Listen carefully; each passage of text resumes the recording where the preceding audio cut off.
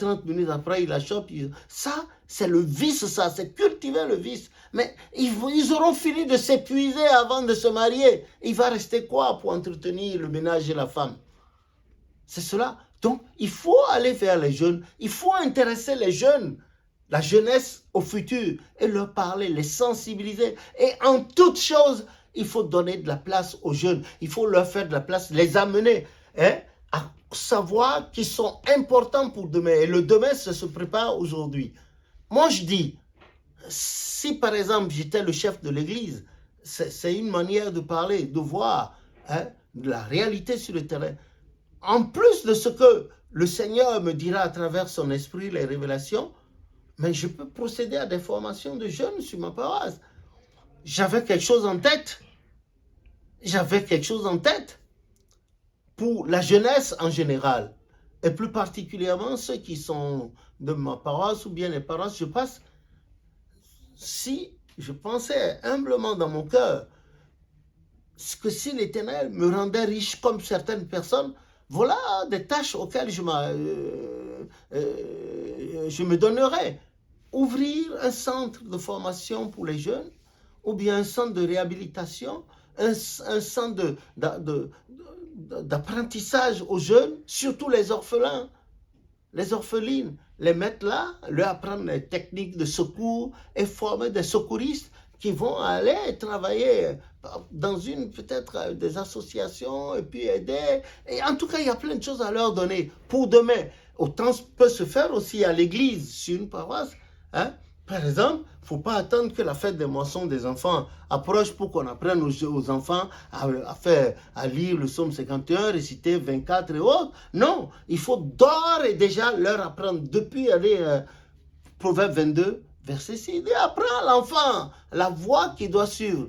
Quand il sera grand, il ne s'en détournera pas. Et c'est vrai, cette voie de sagesse, ce conseil qui est très sage. Apprends à l'enfant, mais ton enfant là, quand tu joues au clavier à la maison, il vient, il s'intéresse. Prends-le de temps en temps, mets-le sur tes cuisses face au clavier, qu'il tapote là-dessus, il n'a qu'à pianoter tout ce qu'il veut, pour se donner, faire une éducation au doigt, et se donner de la souplesse au poignet, etc., etc.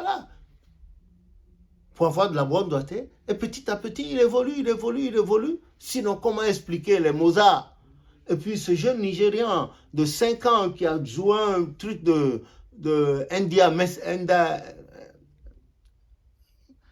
Handel Messia, la dernière fois, 5 ans, avec un truc de clavier à 4 claviers, un orgue à 4 ou 5 claviers. Il jouait dans une grande cathédrale. Et tout le monde le regardait, il devait avoir 5 ans, 5 ou 6 ans.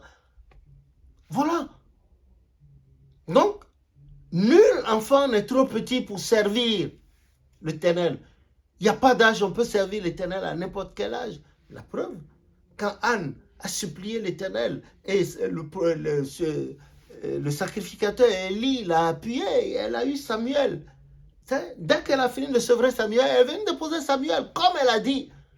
Tout ce qui sortira de ta bouche doit être honoré. Pour nombre 30 ou bien, oui, nombre 30 je crois. Et puis il y a Jésus aussi, non, c'est un Jésus-Christ, gloire à son nom, qui a dit dans Matthieu 5, 37, 38, il a dit que votre oui soit oui, que votre non soit non.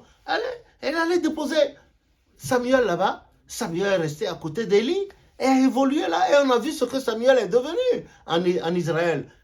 Il était respecté et craint. Et l'Esprit de Dieu était sur lui jusqu'à son départ physique de la terre. Que le nom de l'Éternel soit béni. Amen. Je crois que l'Éternel est toujours d'actualité. L'Éternel n'est pas d'hier. Il est de près, de loin, comme a dit Jérémie 23. Il est de près. Il était, il est, il sera toujours. Il n'y a pas de point de variation en lui. Il est immuable, il reste ce qu'il est. Ce qu'il a dit, il le maintient. Celui à qui il fait une promesse et dont la promesse ne s'accomplit pas, certainement qu'en chemin, celui-là aura perdu la promesse, la grâce. Ou bien la grâce, la promesse. Donc, il faut associer les jeunes. Quand dans une maison, vous voyez un père à qui l'Éternel a donné l'intelligence de la maman, elle se lève le matin, elle partage les tâches, elle dit toi, et puis il y a l'autodiscipline. Vous voyez, ça marche bien. Ça, quel que soit ce qui se passe au dehors, ça marche bien. Et puis il y a une petite pointe de sévérité de la part des parents. du père et de la mère, et le père aussi est correct avec la maman, et vice-versa, avec les enfants, ça discute avec les enfants. Allez-y voir, il y a la prière qui rythme la vie de cette petite famille-là, cette maisonnée. Il n'y a rien à faire, les enfants vont réussir. Il n'y a rien à faire. Moi, je n'ai pas vu, de ma vie, je n'ai pas vu quelque part dans la Bible que quelqu'un se soit dédicacé, que quelqu'un ait dédicacé toute sa vie à l'Éternel et que l'Éternel ait fini par le décevoir. L'Éternel déçoit qui? Jésus-Christ a racheté le voleur qui était à sa droite. À la dernière minute, in extremis, on le dit. Et il a dit, aujourd'hui même, tu vas avec moi dans mon royaume. Voilà.